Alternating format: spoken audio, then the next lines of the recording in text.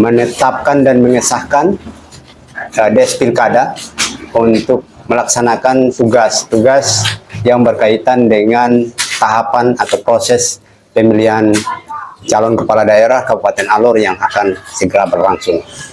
Oleh sebab itu, hal-hal teknis akan disampaikan langsung oleh Pak Ketua Des Pilkada yang akan ditugaskan oleh DPC, dan tentu saya selaku Ketua DPC, saya memberikan tugas dan tanggung jawab ini untuk teman-teman bisa mendokumentasikannya.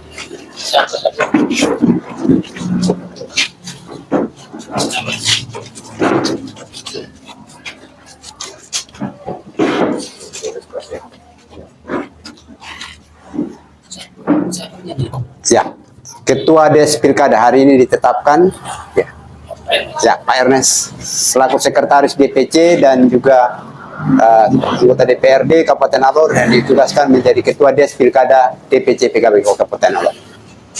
Kepercayaan yang diberikan oleh DPC PKB Kabupaten Alor kepada saya, Sekretaris DPC, sebagai Ketua Des Pilkada. Tentunya tugas dan tanggung jawab Des Pilkada adalah bagaimana untuk kita melakukan penjaringan calon kepala daerah, bakal calon kepala daerah berkaitan dengan Des Pilkada, di mana Partai Kebangkitan Bangsa secara terbuka menerima semua bakal calon kepala daerah.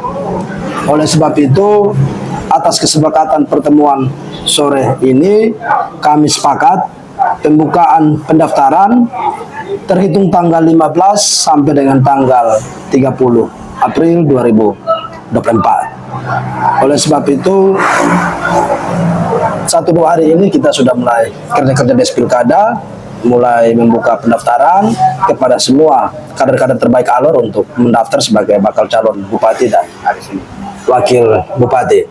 Tentunya kami dari Des Pilkada sendiri membuka pendaftaran baik paket maupun yang non paket atau perseorangan. Oleh sebab itu tidak menutup diri datang daftar langsung paket, tidak. Yang belum ada pasangan pun boleh mendaftar. Tentunya berkaitan dengan biaya administrasi tentu ada perbedaan. Yang paketnya berbeda dengan perseorangan. Yang sempat diingatkan oleh Pak Sekjen sendiri kepada seluruh kader pengurus jajaran pengurusan DPW dan DPP berkaitan itu tadi. Namun di DPW dan di DPC itu kami diingatkan untuk tidak berhak, tidak berwenang menolak atau membatasi. Kalau setiap orang tentu ya mungkin seperti yang teman-teman yang punya calon yang terlibat dalam kasus. Tapi kalau kemudian dalam undang-undang itu kemudian hak politiknya tidak dicabut, maka selama itu juga haknya tentu diakui. Oleh sebab itu PKB tentu akan menghargai dan menghormati proses itu.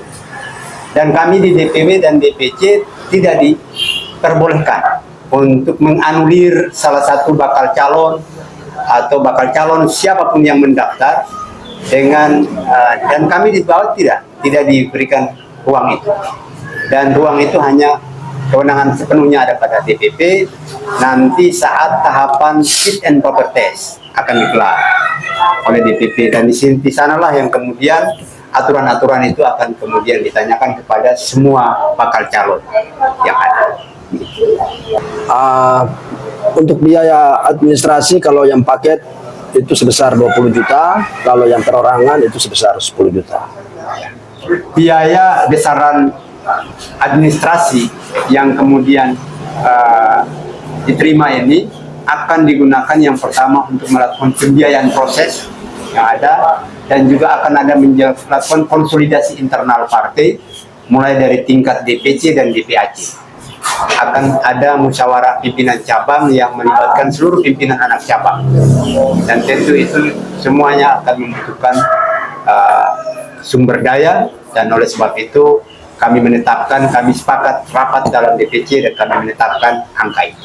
Tidak ada yang kemudian anak emaskan, menganaktirikan. Oh, tidak ada anak emas. Tidak, semuanya sama. Dan proses final dari semua proses ini adalah berwenang DPP. Oh, dari DPP.